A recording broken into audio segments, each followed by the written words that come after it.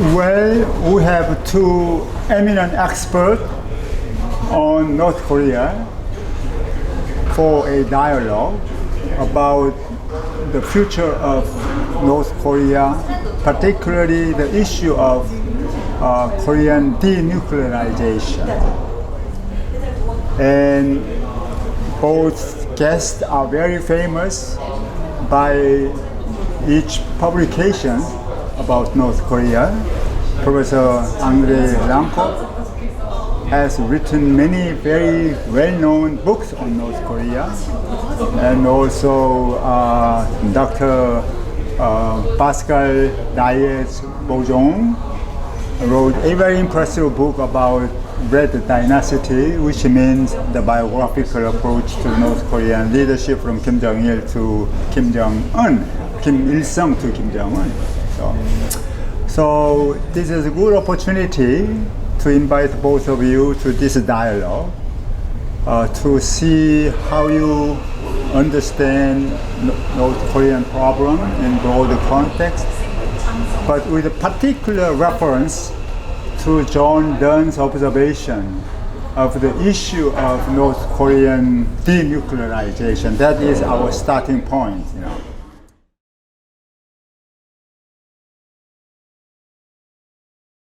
I met John Dunn several times, and we had a nice talk, and our dialogue has been published in Theory, Culture and Society, and so I thought it is a good opportunity to invite both of you to evaluate his opinion about North Korea, Donald Trump, as well as the issue of denuclearization. So in order to jump into the hot issue of the denuclearization, I would suggest why we do not start from John Dunn's observation. Observation means he thinks it is not possible for DPRK to abandon the nuclear program, nuclear weapon and the missile kind of instrument.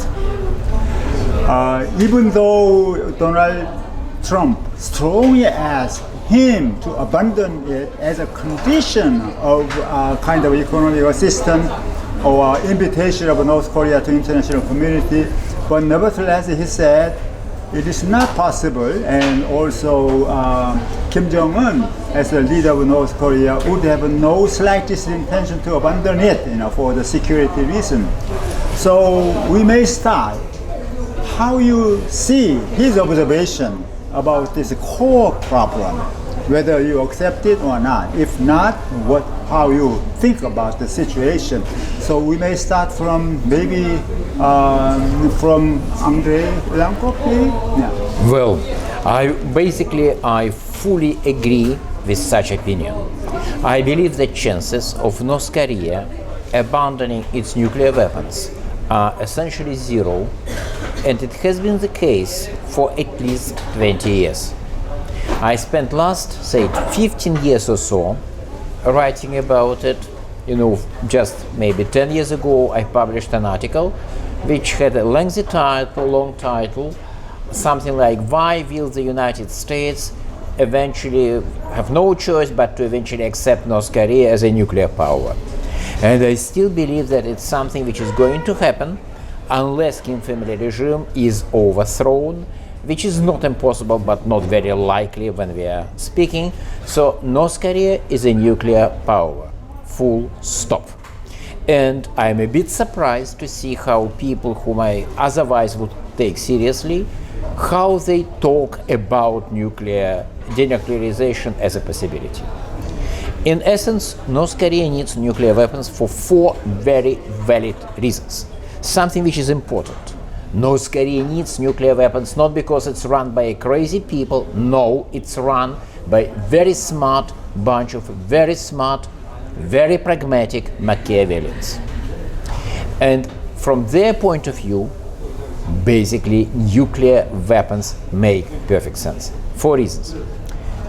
First, North Korea needs nuclear weapons as a deterrent. They see what happened to Iraq, which is Saddam regime tried to develop nuclear weapons. Because of the military strike by the Israeli Air Force, it failed, and the regime was overthrown by American invasion. Saddam was killed, like many people in the then Iraqi elite.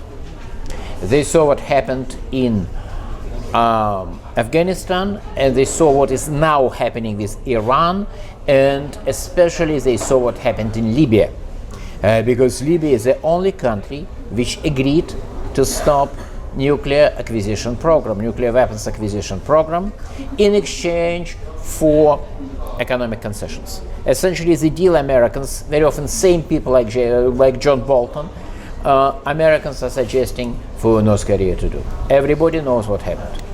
So, as a first, North Korea need nuclear weapons as a security guarantee, and they cannot trust American promises because, well, look, in basically 1994, Americans, British, and Russians guaranteed quote-unquote territorial integrity of Ukraine. Yes, you know what happened.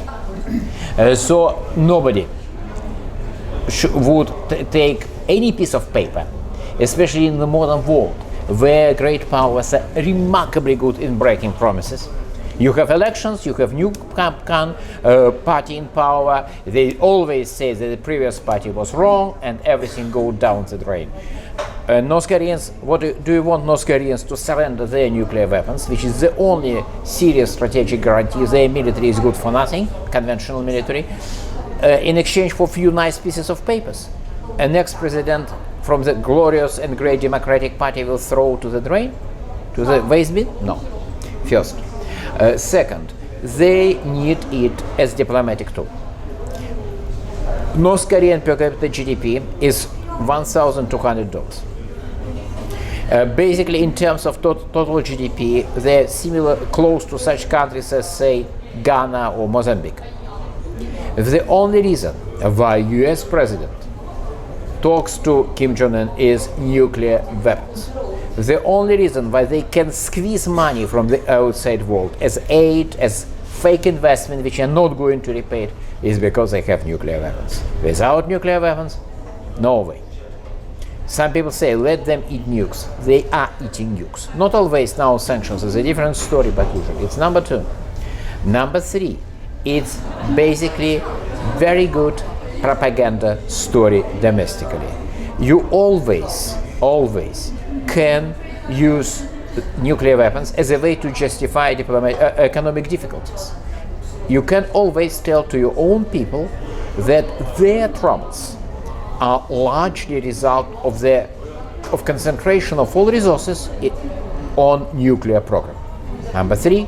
Number four, it's a kind of distant dream, but probably they still hope to have sufficiently powerful nuclear weapons and delivery systems, so eventually, at some point in distant future, they will decouple United States and South Korea and drive Americans away from Korean Peninsula, make sure that Americans will not intervene, protecting South Korea, and then force on South Korea some kind of unequal relationship.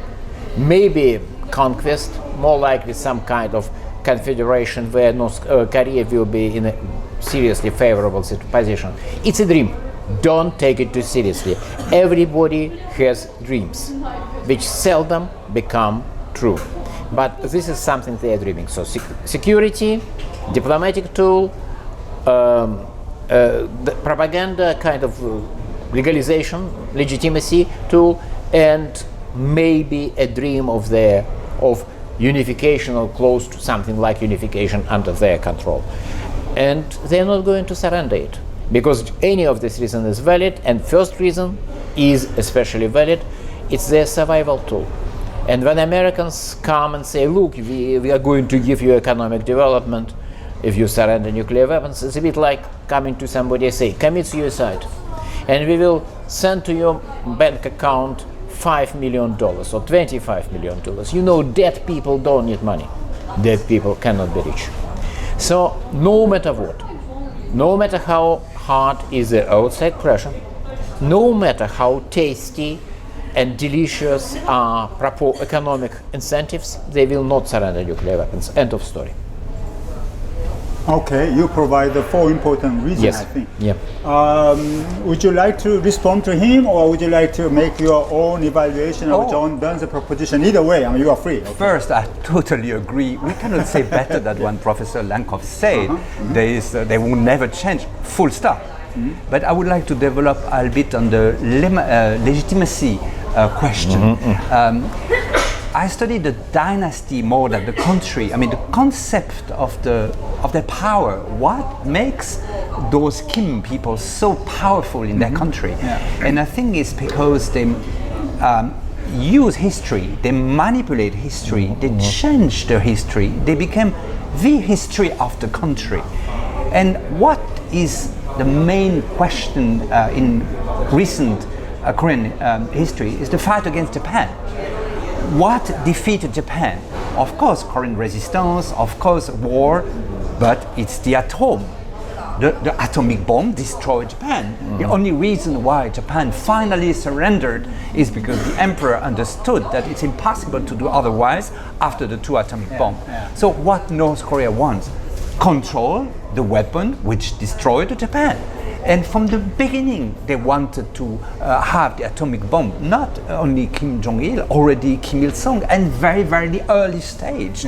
We heard that there were maybe some laboratory in North Korea settled by the Japanese at the end of the Japanese Empire, which were already looking to have some kind of atomic weapon, and the North Koreans took them. And since the beginning, they want to have, and now they will never give it up. It's impossible. Is there, from the beginning quest? I would say this dynasty is historical dynasty, I would say human dynasty, like every dynasty, father succeeds, son succeeds to father, but it's a cosmogonic dynasty, it's dynasty linked to sky. So they need rocket, they need atomic bomb that justify their power.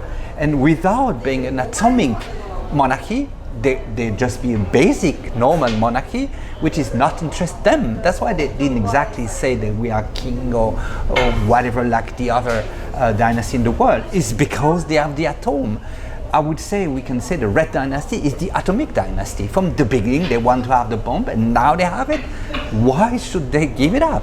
Okay, they can reduce a little bit, they can maybe stay with the stock they have, maybe they won't make tests. They don't do for the moment since 1 year, that's true. They don't sell rocket, but they have. And for the people it's incredibly important. They are the leader who are the atom.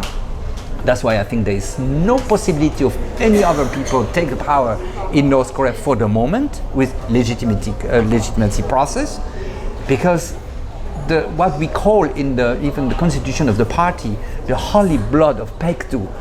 The holy blood of Baekdu is the way to communicate with sky. The atom is the way to communicate with sky. So for me, this weapon is of course a security weapon, of course a diplomatic weapon. When you say it was very inspiring. They need that in the discussion. Without that atomic bomb, who will talk to that poor leader? But also because it's symbolically fundamental. If they don't have the bomb, they don't exist. So give up the bomb means we give up the dynasty, we give up the continuity of our history. I don't think so. I recognize that for the moment Kim Jong-un doesn't show his son, because we have the information showing that he has a son already. He's the future successor, we guess. Okay, he doesn't show like in British monarchy we show the hair prince, but the dynasty will continue. There is no reason to stop. And I think the statutes of the party say it anyway. The leader has to be chosen in the holy blood of the Baekdu. So where? In that family. But for that they need the bomb. And what is very astonishing for me is when there's an explosion, there's an essay, there's a test, there's a missile shot. Tons of people gather in Kim Il-sung Square and they celebrate that, manze, and in Western country, they say, oh, they are forced to do so. No. There's a weapon behind everyone. No. I don't think so, it's impossible.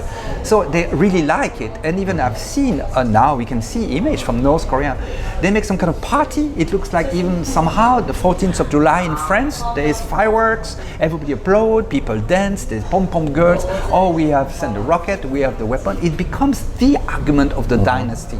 So we can deal a little bit, we can make less, we can keep our stuff, whatever, but giving it up, no way. And last also observation is, whoever give up an atomic bomb in history so far? No one. I can tell you, Libya, and they haven't got they yet. have not. They have not. But they were As when developing. you have? Ukraine, they got in trouble. So far, we have actually few cases, complicated cases. South Africa, Ukraine, Kazakhstan, Libya, which they didn't have developed. They were just beginning. It was just program.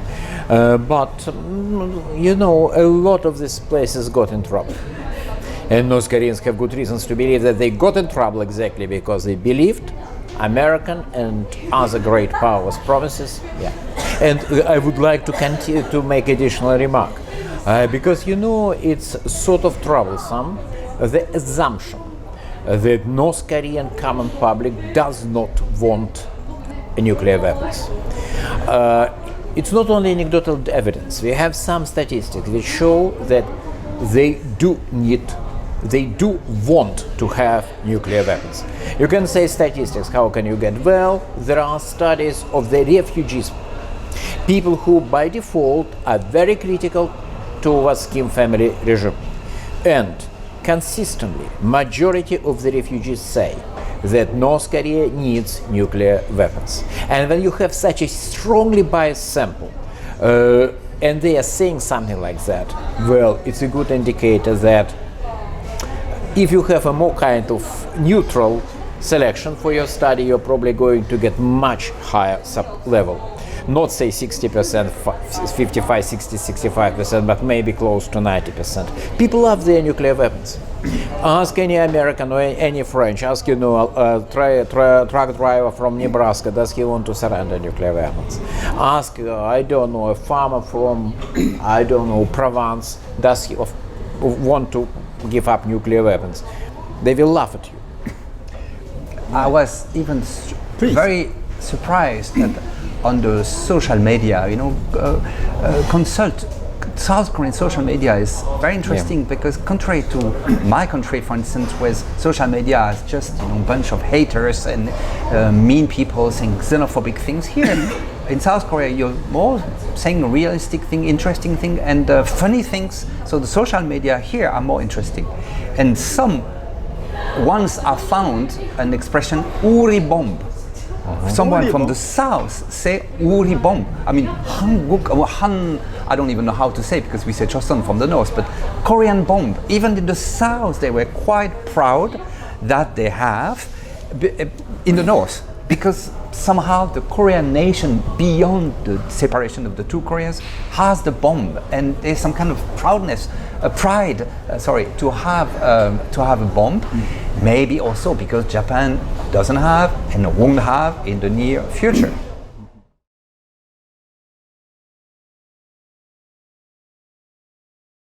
Well, thank you very much. Both eminent experts seem to suggest that there are good reasons for North Korea to do their best to keep their own atomic bomb and missile instrument as a symbol of modernity, a symbol of great power.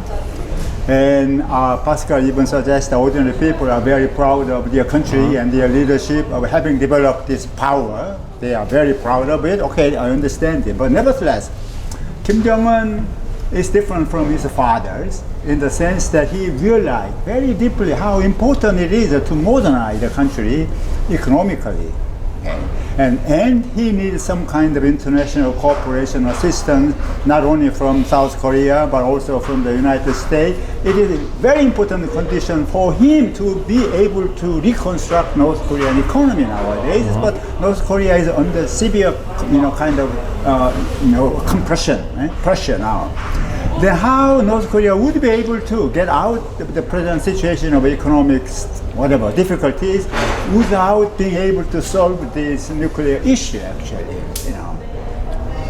for Kim Jong-un, how he had a good vision of the future of North Korea, not only simply as a kind of military strong country, but as a kind of normal economic country, in having good relationship with the Western world in terms of economic trade, something like that.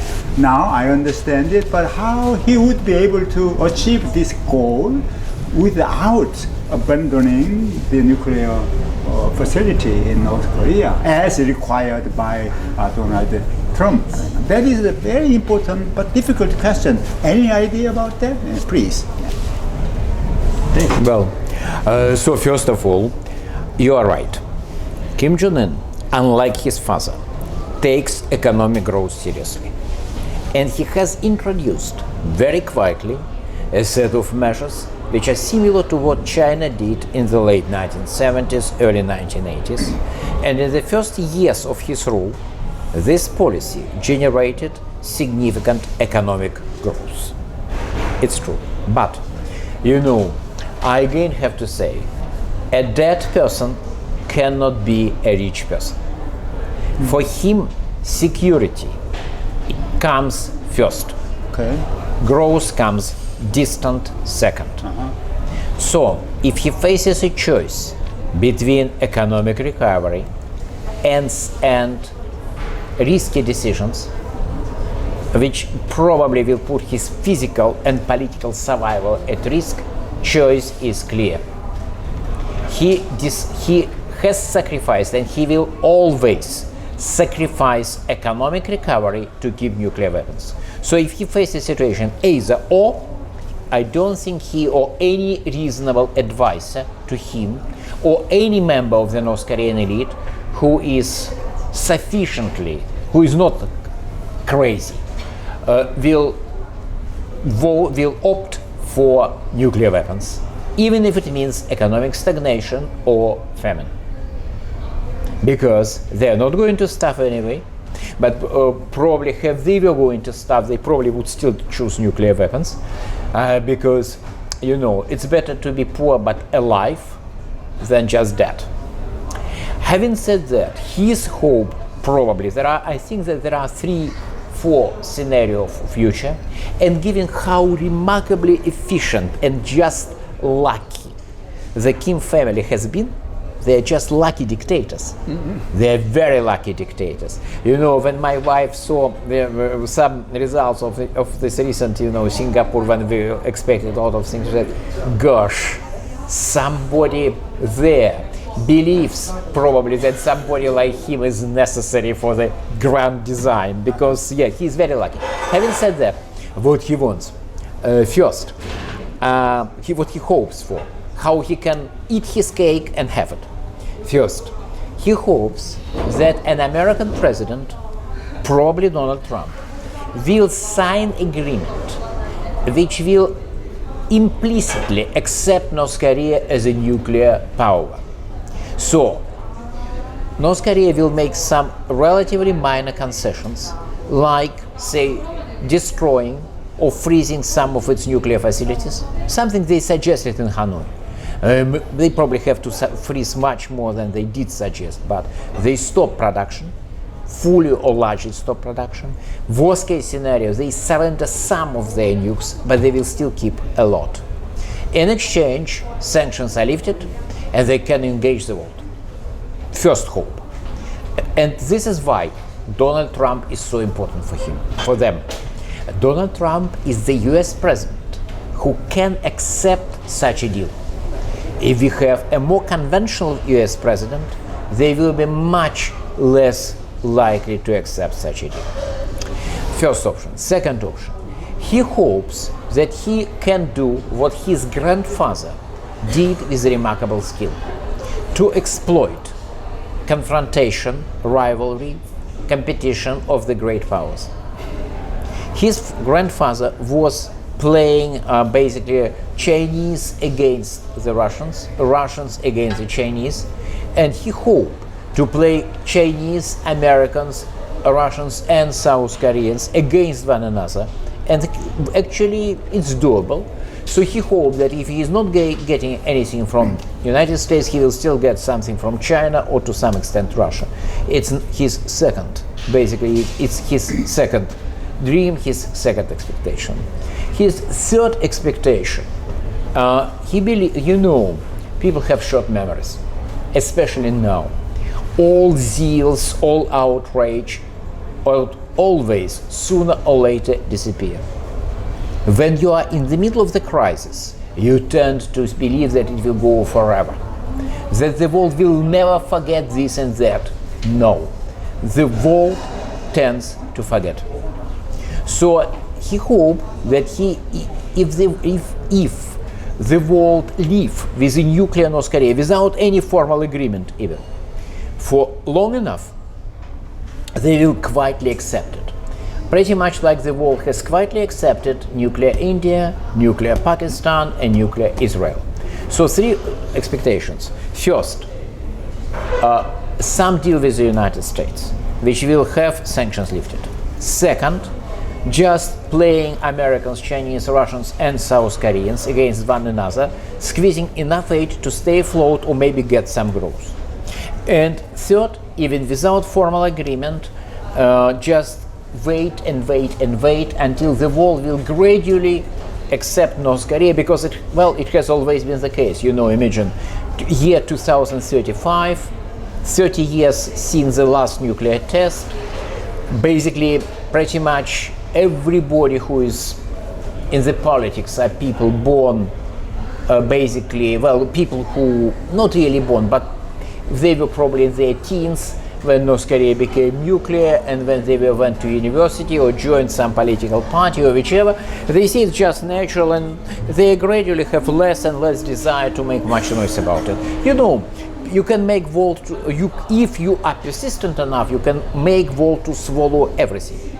And let's not forget, they have a major advantage of being an absolute monarchy, which means they don't change their policy line every 4 or every 5 or every 8 or maximum every 10 or 12 years, because they don't have change of power, same people, same families, same policies. So they can be very persistent, and on the long distance it usually matters. Yeah. Okay, maybe. Yeah. Oh yes, of course I totally agree with this once again, but what are exactly also the needs of the dynasty? We say Kim Jong-un would need to have the economic development to be sure that his people is not rioting against a new famine or something like this. First, rioting against a famine, I'm not exactly sure, because we have seen that even though there is a terrible case of famine and hunger, people accept. But the second is, do they have the same vision as us? I mean, an entire people happy, an entire people prosperous and richer?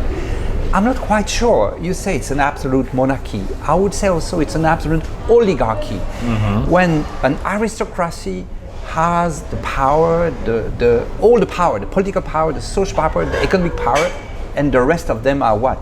We say in Athens, Greek, the ilot, the slave, people serving the other ones, they don't matter. Reminds what the French philosopher Voltaire said about Prussia. This is not a kingdom which has an army, it's an army which has a kingdom. I think we can use that sentence from North Korea. This is an army which has a state, and which has citizens, not exactly citizen by the way, which has human beings obeying. So the elite in power, quite large elite, maybe 20 or maybe 22% of the society is happy, and the rest of it, okay, who bother? He doesn't even care about that. And what I'm very surprised is now in all the Western press, you have tons of articles of all those people who like to go to Stalin land. They go to North Korea, Stalin land. They go to see the spectacle of dictatorship, which I think is horrible occupation. There is something better than do that. But even we have the French actor, the Gérard Depardieu. He went in North Korea just to see what we don't know. What they see that in Pyongyang is a bit okay. There are cars, there are scooters, there are telephones, sometimes Samsung telephone. Now there's electricity in the buildings, so it's not like before. So okay, North Korea is getting better. Yeah, Pyongyang is getting better. Maybe some regions around that are going to be okay, and the rest of it, they don't care. So when we think that Kim Jong-un needs to make all the North, the 24 million people happy, I don't think exactly he has that in mind. He doesn't even think of that. What he needs is that the elite being happy and a bit richer, more prosperous, which is the case, and that's okay. What absolutely is needed is not that elite going down. They don't have to lose their telephone, their happiness, their richness. They have to stay as they are. But the rest of the people doesn't exactly count, and even it's some kind of adjustment possibility. If there is absolutely no sign of United States to change the sanction and the blockers, okay, that the people can suffer hunger. They don't exactly care. It just works the way it is. So if we think like this, what Kim Jong-un wants is very different than what we imagine. It's not abandon all the sanction, just a little bit to be sure that he keep his power. And he even imagine that suddenly there's no sanction, North Korea will become prosperous, become like what South Korea was 40 years ago. I don't think it's good for his leadership. It would be catastrophe. Even we can imagine some chaebol arrives and they will be more powerful than him. So no way. So he wants to keep his people a bit poor, hungry and waiting, and just elite rich enough to hold, and that's it. This very complicated equilibrium, I think, for the moment, and that's what he need to keep, nothing else. I mean, that's the way I see things. In these things, I probably would mildly disagree with you on two counts. First, you are right. Has he been an absolute 100% chemically pure Machiavellian, he would do what you suggest. But I think he has a sort of human features, a human streak in himself, and people around him too. So yes, from their point of view, they basically should keep significant part of population in poor. But I think they would prefer, which is probably not very good for them, to encourage economic growth for everybody. But it's not. So I sort of disagree. I think that judging by their policy, they would like to have economic growth, even if it slightly goes against their interests. They don't necessarily see it that way. First, they don't probably realize that if they have richer population, it will be not good for them. And second, they just would like their people to be happy, even the bottom 20%.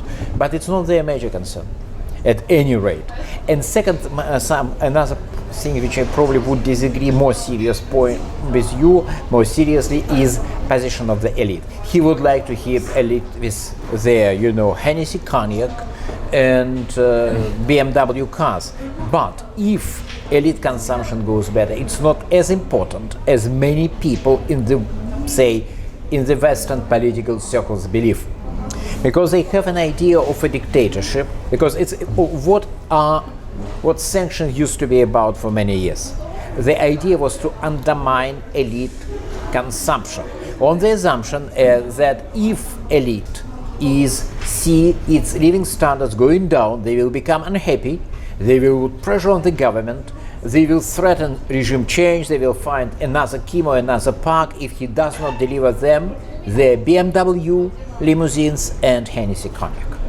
It would work in most dictatorships, by the way. It's a normal way, but the problem is it's not going to work in North Korea because it's a divided country. The North Korean elite, they fully understand that they are all in one very unsafe boat. And they don't want to rock this boat. Because if they have revolutionary collapse or any kind of disturbances, there are very high chances that South Koreans and Americans will be, their tanks, South Korean tanks, American tanks, will be on the street of Pyongyang in no time. Because if we have Libya-like situation, Syria-like situation, you have, conspiracy, it provokes collapse, then foreign intervention. Libya is in state of civil war. Not a big deal. When it will settle down in Libya or in Syria and many other countries, people who will be running the new regime will be overwhelmingly people from the old regime. Somebody in France in the 19th century said, revolution is 10,000 new jobs for the elite.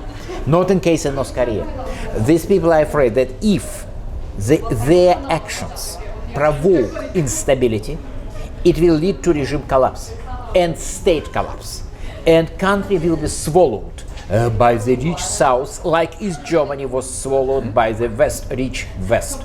And if it happens, nobody in the current North Korean elite will remain on the top. So if these people, contrary to what many people in the West expected, if they see that their, say, consumption levels are going down, most likely they will tolerate it. They will not challenge the government.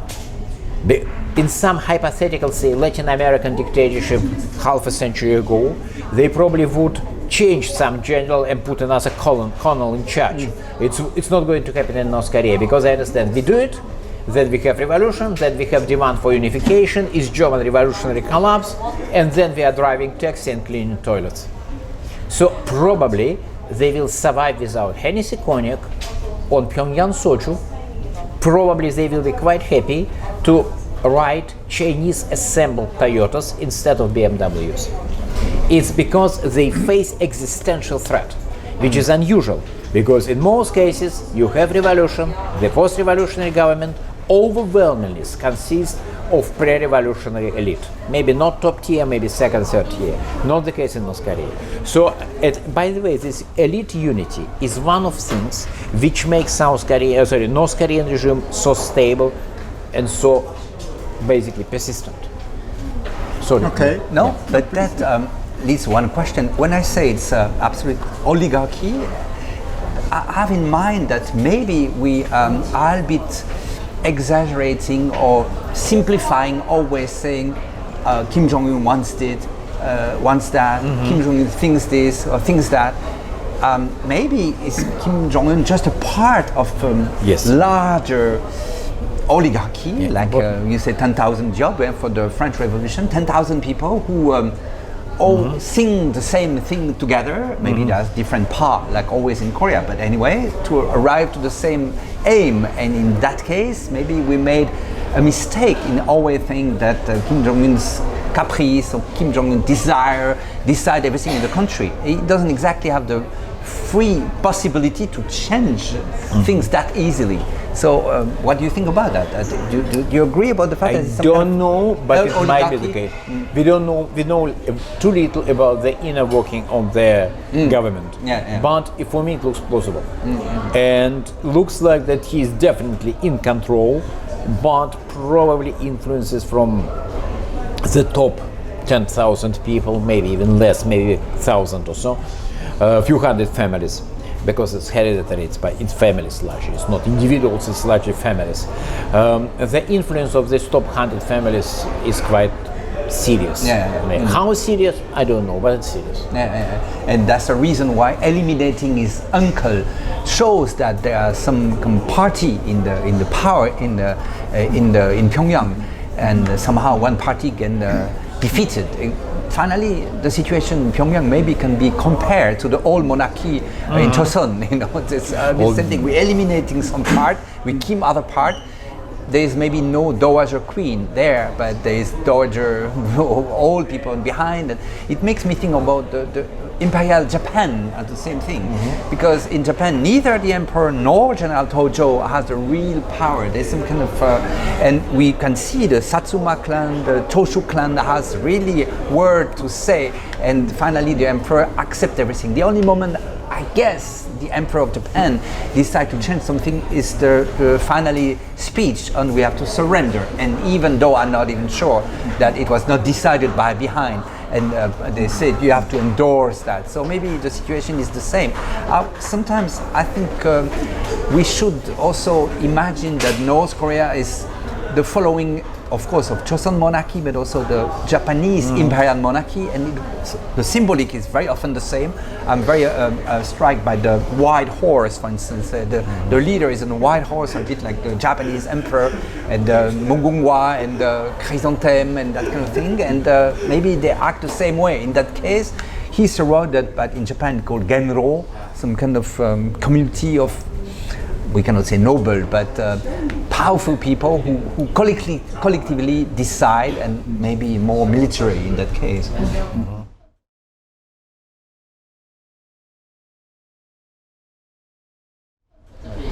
Well, recently I have been very fascinated by the concept of metamorphosis as a great change of the country and the world.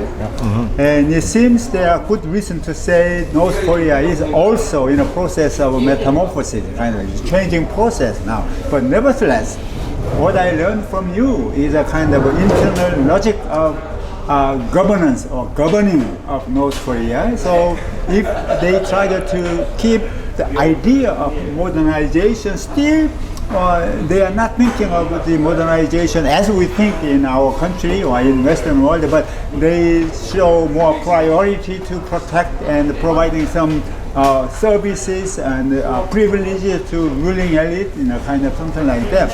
Anyway, it's open question how North Korea will move on, because they have to learn from China too, They pay a lot of attention to China and other countries, Vietnam too, so that is a kind of open question. But nevertheless, I like to go back to our original topic, that is denuclearization of the Korean Peninsula. So, well, we can say the North Korean regime, Kim Jong-un, has good reason to keep, atom bomb for their own regime security. Okay, I agree. Then, do you see that the United States might switch its policy from kind of denuclearization to the question of how to manage nuclear threat in a peaceful way? That is the second option, maybe second best option that John Dunn mentioned. Of course, the best option is a deal between the United States and North Korea. You abandon your nuclear facility, and we provide you regime security as well as economic benefit. Okay, that's the solution. But if we cannot work out that the best option, maybe we have to move to the second option, and the condition of the second option is the United States somehow to accept North Korea as a nuclear power and try to negotiate how to keep this danger under control. That is possible. The United States will move on in that direction. Maybe, if I may, everything depends on the next elections. For the moment, I think Donald Trump won't make any move, because we're entering in the phase that we absolutely need to tweet a maximum horrible things to among everybody to be re-elected. I don't think that impeachment process will go anywhere, because anyway, the Senate is Republican, so they will never vote. I don't think the Nancy Pelosi speech the other day, when she looked like totally weird and was very impressive for the people, so I don't think he will be impeached. He might be re-elected even. That's also a possibility in the United States. Usually you re-elect the president. There is some kind of prize for legitimacy. You are president, you get re-elected. You need to be finally Mr. Carter not to be re-elected. It's very special. So if he's re-elected, okay, that will be a deal, but it's only for 4 years. And as you say, and as many people say, for China, North Korea, and Asia, time is different than in democracy. So we can still during 4 next years if the Trump is re-elected. And if he's not re-elected, I have the strong feeling that the Democrat and new president, or maybe woman president, will do exactly the contrary than Mr. Trump did, just to say we go back to normalcy. And in that case, as you perfectly say, it will be more difficult for North Korea because it will become like before. We don't accept to negotiate anything if you are not making any sign. This is not the cool diplomacy like Donald Trump, who's able to finally sign a paper with North Korea just because he has a good food, and or he's not happy, or he will go back to Florida, or he was pleased by his best friend Kim Jong-un. We never know what he's doing. And I think the new from the Secretary of State and the new national advisor will change anything. So everything depends on the election, and it's very difficult to answer. My feeling is unhappily that Donald Trump will be re-elected because he incarnates something which exists now in many other countries. Not interest for democracy and some kind of nostalgia and reaction against the world, the way it goes. You know, it's in America, but for European like me, the nomination of Boris Johnson as Prime Minister in England is something terrible too. He's a liar, fake news. He says absolutely anything, and he's Prime Minister now in this extraordinary old democracy as England. So everything is possible without mentioning Italy, without mentioning Hungary. So it's possible it's getting re-elected. And then I think we wait. It's going to be a deaf person dialogue maybe they will meet again. I don't know if he will be invited in the White House. Maybe it's possible. It won't change anything.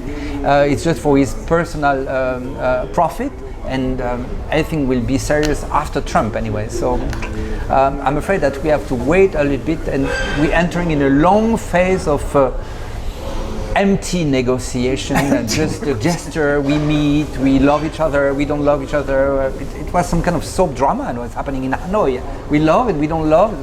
What does it mean? It's not exactly clear. What is your view? You know what we call Plan B also. Well, problem is I believe that there is no Plan A. Plan B, that is accepting North Korea and going from the impossible dream of denuclearization to unpleasant reality of nuclear control, in the long run is the only option. Unless North Korean regime is going to collapse in the next decade or two, which is possible but not very likely, we have to live with a nuclear North Korea, and denial is not going to help. So if you're asking me, does it make sense to go to arms control mode? My answer will be definitely yes. The sooner the better. Question is whether it's going to happen. As Pascal just said, it doesn't look likely, because if Donald Trump negotiates this deal, it's possible. But I'm skeptical. Maybe.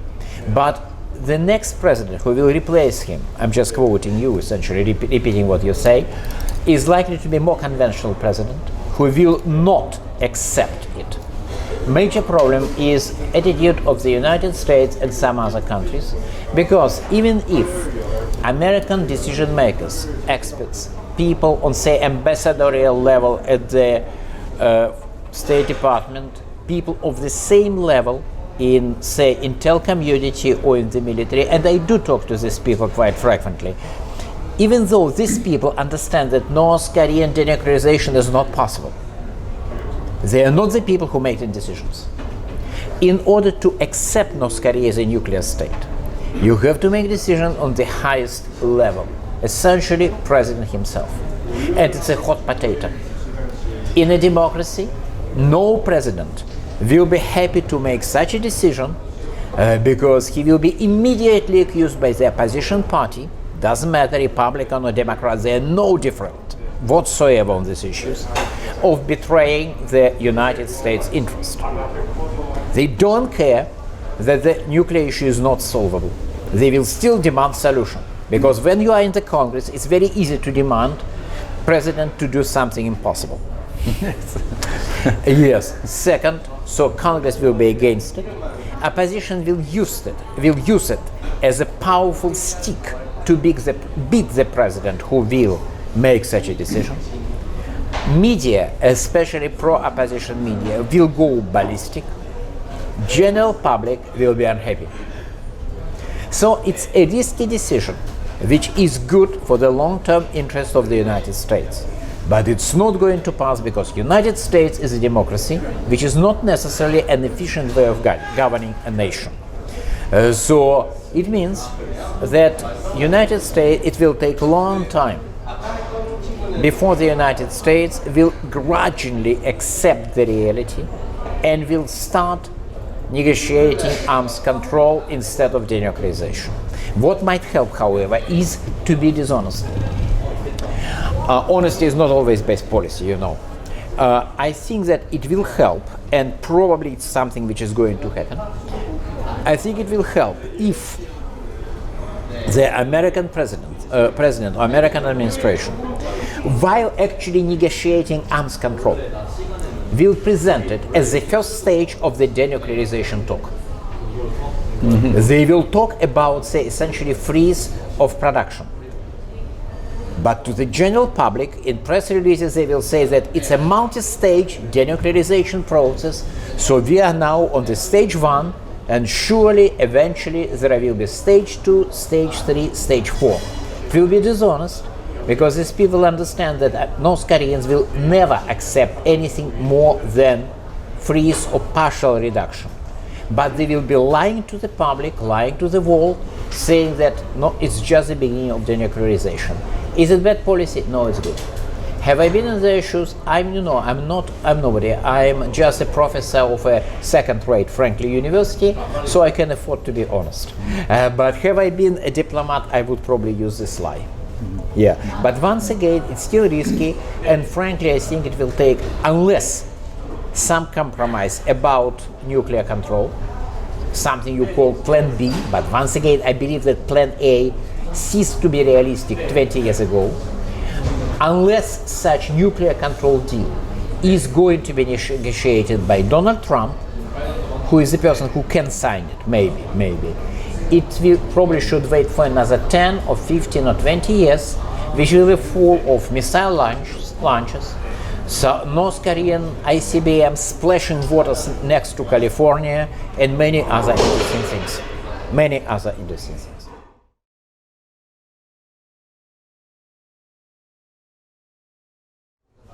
Well, I like to bring out one of the very sensitive and hot issue in Korea, public opinion emerging in that context. Okay, if it turns out that it is not possible to force North Korea to abandon a nuclear bomb, Yes. for example, if they continue to keep it, one of the emerging public opinion in South Korea is that we should also arm with nuclear bomb.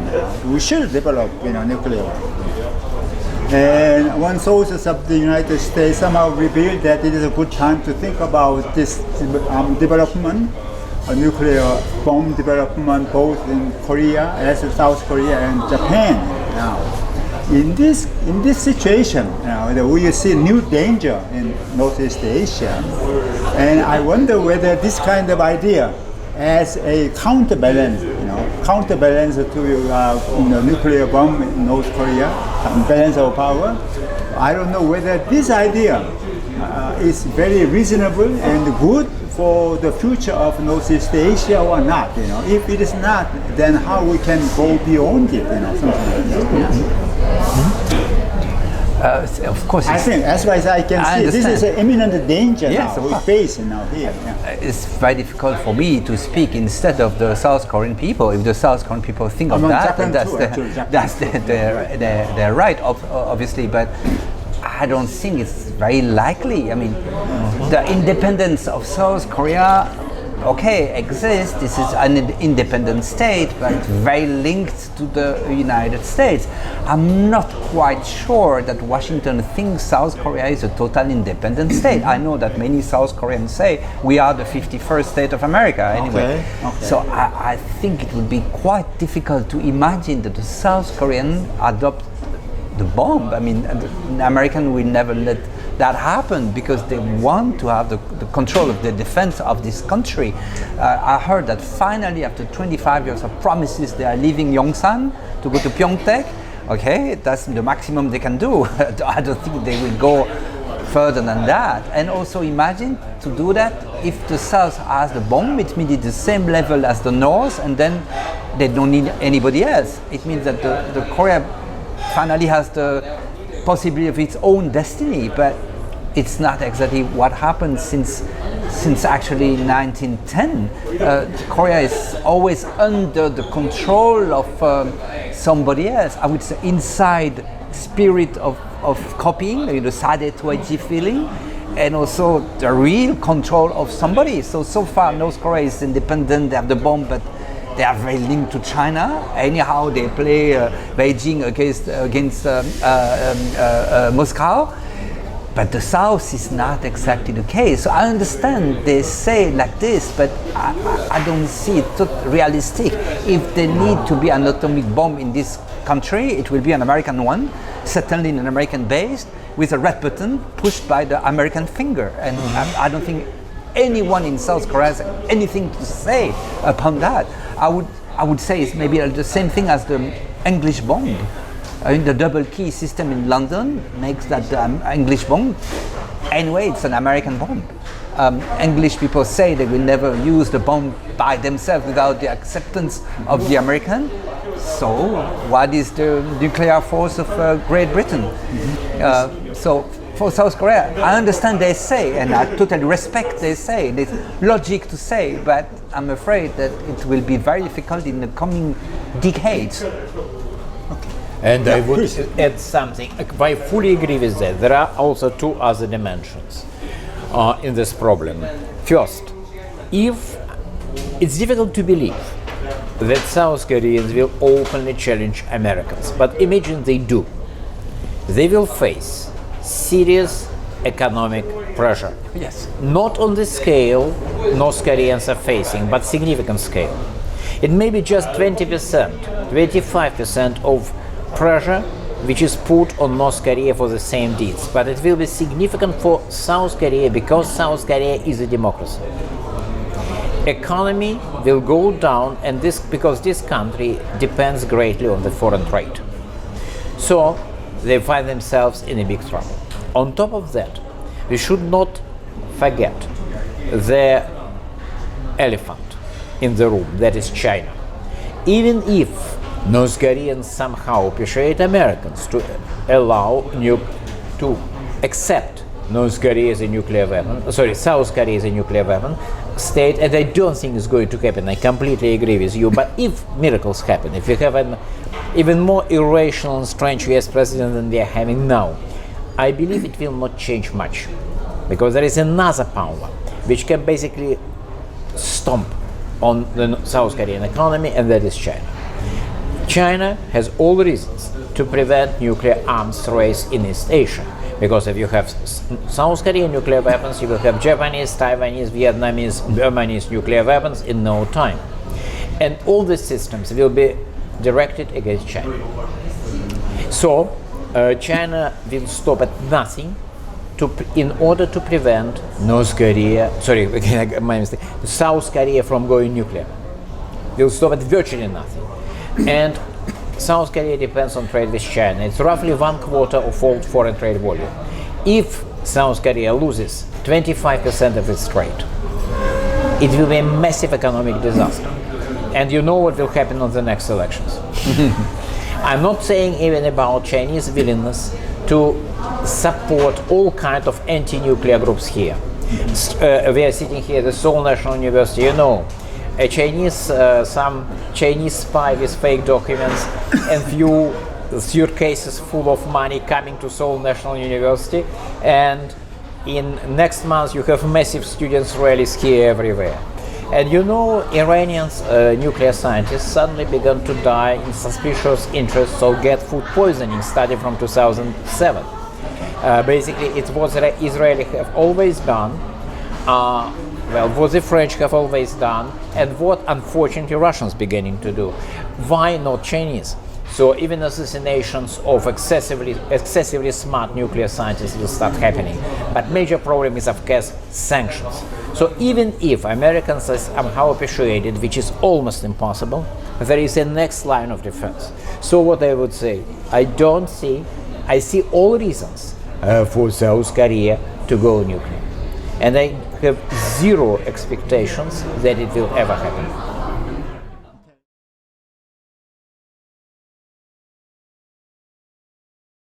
Thank you so much. We learned very much from your very wonderful observation, fruitful observation. Now, the president of South Korea, Moon Jae-in, has really wanted to do something to promote economic cooperation between North and South Korea, actually. But he is under strong pressure from the United States government not to do anything against this regulation. Therefore, there seems to be many difficulties actually. On the one hand, it's a good time for us to get new relationship, continue the new relationship with North Korea, but still we have no condition for that. In this context, John Dunn advised our president not to do too many things. You have to be very cautious about it, actually, because if you go beyond the limitation of United States government policies, Donald Trump, then Donald Trump cannot be a trustable person, so he can do something very wrong, against the interest of South Korea. So he wants us and our president to be very cautious to monitor what's going on in the United States, not to move too far. But there are some opinions in our country. It is a good time to think about how we should relate ourselves to the United States, actually. It's a good time to think about our own identity, where we should start it, where we should move by our own decision, by our own principle, something like that. In that regard, some people argue still basically the sunshine policy of Kim Dae-jung, engagement policy he may provide us a good way of approach today. And Moon Jae-in, president, tried to learn something out of his legacy here. So the final maybe item for our discussion is what kind of suggestion, given the current difficulties, dilemma faced by our government or North Korea, what kind of advice can you suggest to our President Moon Jae-in in order to go beyond the current dilemma? It's an open question, actually. Yeah.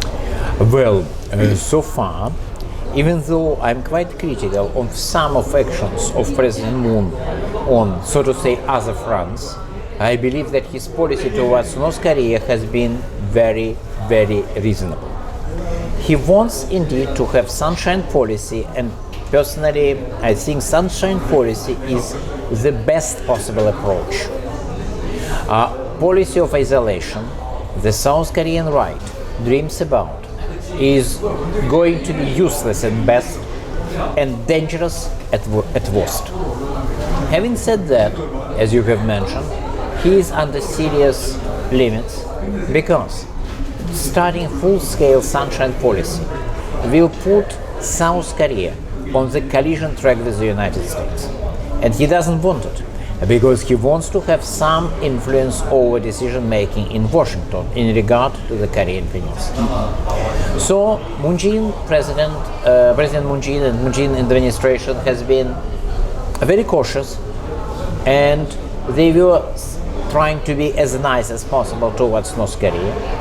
They are willing to interact with North Korea and provide North Korea with economic aid, but at the same time they have not done anything which would annoy Americans, which means they have not done anything, full stop. Because North Koreans are not interested in symbolic gestures. North Koreans are not interested in, divided families reunions. Because for the North Korean government, members of divided families are suspicious people who should be happy just to be alive. And their opinions and mood doesn't matter. And they are not interested in, K-pop music concerts. They're interested in money, and more money. And South Korea cannot deliver it. So what would be my advice? Frankly, do what you have done, Mr. President Moon. Try to persuade Americans to raise some sanctions. If it happens, start dealing with North Korea with all kinds of economic exchanges. So, it's what should be done, because sunshine policy is the best policy, but it has two threats, two enemies: Americans, who don't want it, and South Korean conservatives, who don't want it. And in many regards, I believe that South Korean conservatives are preferable to the South Korean liberals, but not in regard to policy towards North Korea. Having said that, so sunshine policy is good, but it has one hidden problem, which is not always recognized, and it might produce another group who will hate it. That is South Korean voters, because when we say exchanges, economic interaction with North Korea, it's self-delusion. There have never been reciprocity-based exchanges with North Korea. It has always been aid. Either straight aid or aid disguised as trade or investment. Investments which have been made to North Korea have never been paid off. Not only to the South Koreans, to the Russians, to the Chinese. It has always been a common knowledge in Russia. You invest money into North Korea, you kiss this money goodbye. Basically, it's something President Moon knows, but he definitely is not going to tell the South Korean public about it. And the ugly fact is, economic interaction with North Korea is going to be supported, subsidized by the hardworking South Korean taxpayer, like it or not. It's not going to be reciprocity based, and it's slightly comical to see how President Moon is saying that exchanges will lead to economic boom and Korea will overtake Japan. No, of course it's not going to happen, because once again it will be about interaction. It will be about subsidies. But having said that, sunshine policy has no alternative. What conservatives are demanding now is highly dangerous, or at best useless, because they want to isolate North Korea. They want to pretend that North Korea does not exist. No, it exists. And sunshine policy is a way to keep North Korea reasonably controllable, not fully, of course, never, to encourage changes within the country. So sunshine policy is a good option. Thank you. There's no alternative to sunshine policy or moonshine policy. I totally agree. You ask me what should I say to South Korea or President Moon? Nothing. I'm just a scholar and I have no advice to give to anyone. But there is one actor maybe you haven't mentioned enough, is the international opinion, because whatsoever it exists, I think the Korea until 2000 has a problem, is that it was resumed to the idea of Korea is divided in two, and there's a conflict between two. It's because some kind of cliche. The same as the Belgium somehow. There's a conflict, a linguistic conflict, and Belgium is only that. And I think now the success, the cultural success of South Korea gives something else. There is something in South Korea through the movies, through the dramas, through the songs, especially to the movies. Okay, touch only an elite, but anyway, which gives some other image. And as the sunshine policy cannot do anything in politics, cannot do anything in economics now, they cannot do anything because otherwise American will prohibit. The only option they have is maybe the culture, and not the culture for North Korea. I totally agree that North Korea, they don't care about anything, and maybe some young people, they would like to be a bit Hallyu, but that nobody doesn't care. They want money, but the international opinion can see the thing differently, and they can maybe progressively see that North Korea is not only one mean leader, crazy or not crazy, absurd or not absurd, whatever you can say it, but also a people. And discovering there is a people who live, suffer, happy, not happy, sometimes nice, sometimes not nice. It's open the opinion upon the case.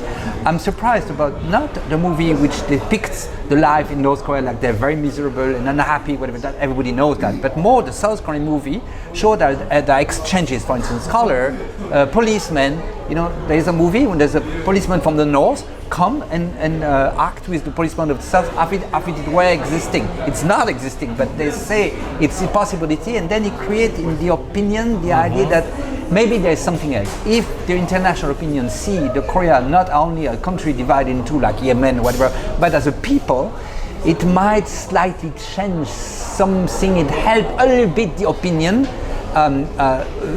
lead to a changing through elections in the democracies. Okay, it's very small way to do, but that's the only way they have. So once again, there is no other solution than the sunshine policy, no alternative. The problem is it will take decades to do something, and the time in democracy is not decennial. It's 4 or 5 years. So and there is a danger that after Mr. Moon it can be against endangered. That's a pity, because if it has lasted from the beginning to now, maybe it would have changed a little bit the opinion. And I'm very sorry to see that the Western people, I mean mainly the French, I know, for them North Korea is Kim Jong-un. It's not that. It's something else. Also, it's a country. It's a culture. It's a people. It's 24 or 25 million people, and that has to be taken into account.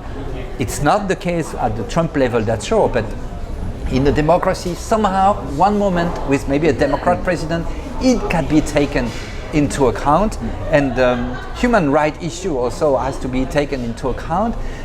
Not the way it has been until so far, just as a weapon against the North regime, but as a fact who has to deal something like this. So it will be very slow. It's a very narrow corridor, but that's the only way to act to do the sunshine policy. And I think that's the beauty of it. There's no alternative to it, as you say, as many people say. Okay. Well, your last point is very interesting and illuminating to me. When we talk about the sunshine policy, we used to talk about economic, political, military, or international kind of interaction. But actually what you suggest is not only those areas, but also the cultural area in which South and North Korea can cooperate together in order to create kind of a new image of Korea, new image of Korean Peninsula by, for example, combining rich traditional culture and high sport, technology. Of course. The sport is very important. That will be one aspect of how we can implement the idea of sunshine policy in a new way, I think. So it is very illuminating. So I'm very happy to be with you, to invite you to this dialogue, and we appreciate very much your wonderful comment and illuminating, far-reaching kind of observation about the future of Korean Peninsula. Thank you very much. Thank you. 대단히 감사합니다. 감사합니다. 네, 감사합니다.